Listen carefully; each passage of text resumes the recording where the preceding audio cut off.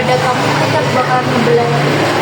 Kayak sekali sih dengan terima kasih kan kita udah sahabat, kayak udah mau pamit aja kamu bilang kayak gitu ya, karena kan kamu orang itu tinggi.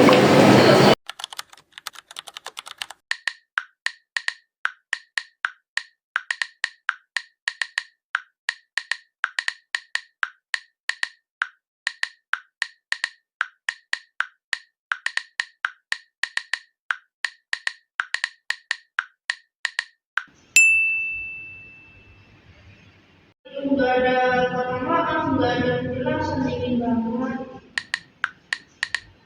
Kamu bilang aku penting, tapi pas aku butuh jawabannya juga nggak bisa.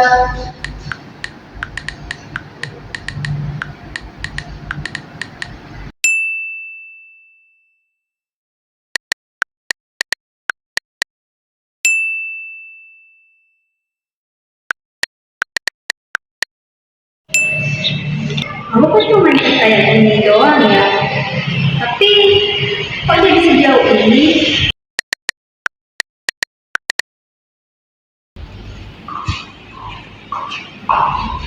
Tapi kan, maaf ya kalau tidak kamu sakit hati. Aku gimana sama kamu nggak peduli, yang kamu terus ibadah datar. Aku nggak datang karena ibu sakit. Aku datang karena makanya aku nggak dari sama aku berdua. Aku aku nggak tahu itu. Aku langsung mikir yang buruk. Aku lupa kalau cara komunikasi beda sama kamu. Aku juga salah. Aku terlalu cepat menentukan katanya. Jadi itu nggak boleh belajar. Iya, aku cuma menjadi perasaanku. Kalau ada yang bikin kamu nggak nyaman, bilang langsung ya, jangan dipendam. Dan kalau lagi sibuk atau capek, bilang jelas biar aku nggak nambah. Ya, kita bisa belajar dari kamu. Ya, aku nggak mau kehilangan kamu, cuma gara-gara itu. Ya.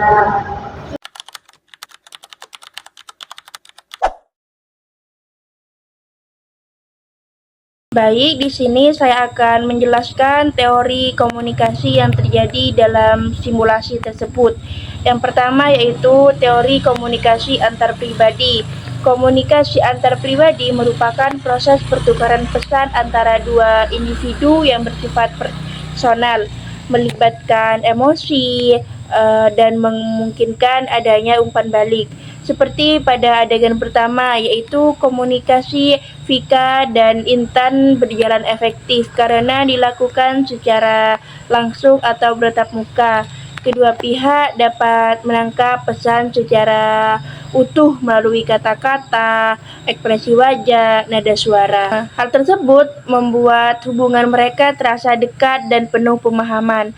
Namun pada adegan kedua hingga adegan kelima, komunikasi berubah menjadi komunikasi tidak langsung melalui pesan teks sehingga kualitas komunikasi antar pribadi menurun dan memicu kesalahpahaman. Selanjutnya yang nomor 2 yaitu teori pesan verbal dan nonverbal.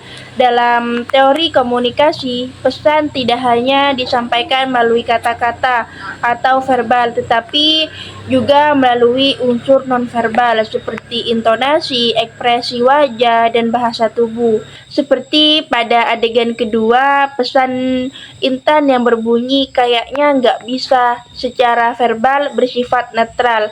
Namun karena disampaikan melalui teks, pesan tersebut seperti tidak memiliki intonasi, tidak menunjukkan ekspresi, empati, tidak disertai penjelasan. Jadi akibatnya di sini Vika menafsirkan pesan tersebut secara negatif. Selanjutnya yang nomor 3 yaitu teori persepsi dan komunikasi.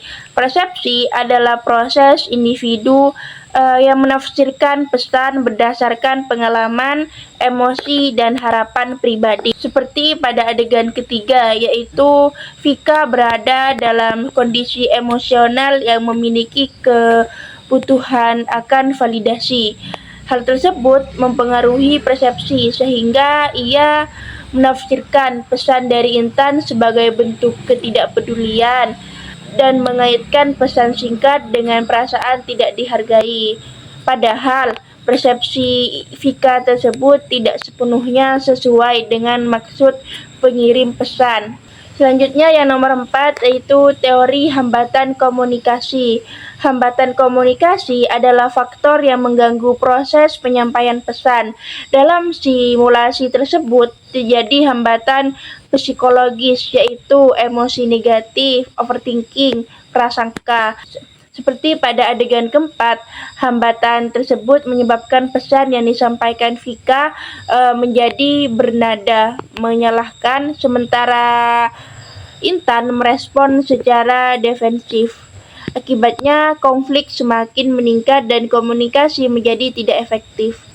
Selanjutnya yang nomor 5 yaitu teori atribusi. Teori atribusi menjelaskan bagaimana seseorang menilai penyebab perilaku orang lain, apakah disebabkan oleh faktor internal atau eksternal. Seperti di sini, Vika melakukan kesalahan atribusi internal, yaitu menganggap bahwa Intan tidak peduli, Intan berubah sikap, padahal penyebab sebenarnya bersifat eksternal, yaitu Intan sedang menghadapi masalah keluarga dan kondisi emosional yang tidak stabil. Seperti pada adegan kelima, Intan menyadari bahwa konflik tidak dapat diselesaikan dengan pesan teks sehingga memilih untuk bertemu langsung. Pada adegan keenam, proses klarifikasi terjadi ketika Intan menjelaskan maksud sebenarnya dan Vika mendengarkan dan memahami konteks situasinya. Jadi hal tersebut menunjukkan pentingnya komunikasi langsung untuk menghindari salah tafsir. Selanjutnya yang nomor 7 yaitu teori empati dalam komunikasi antar pribadi. Empati adalah kemampuan memahami perasaan dan sudut pandang orang lain. Seperti pada adegan ketujuh, kedua tokoh dari simulasi tersebut mulai menunjukkan empati dengan mengaku kesalahan masing-masing, memahami perbedaan gaya komunikasi. Empati membantu meredahkan konflik dan memulihkan hubungan interpersonal. Selanjutnya yang terakhir yaitu teori komunikasi asertif sebagai penyelesai konflik. Nah, jadi komunikasi asertif adalah kemampuan menyampaikan perasaan dan kebutuhan secara jujur tanpa menyerang atau menyalahkan pihak lain. Seperti pada adegan ke-8, Vika dan Intan mencapai kesepakatan untuk mengungkapkan perasaan secara langsung, memberikan penjelasan yang jelas, terus tidak menyimpan asumsi. Jadi, hal tersebut menunjukkan komunikasi yang sehat dan dewasa.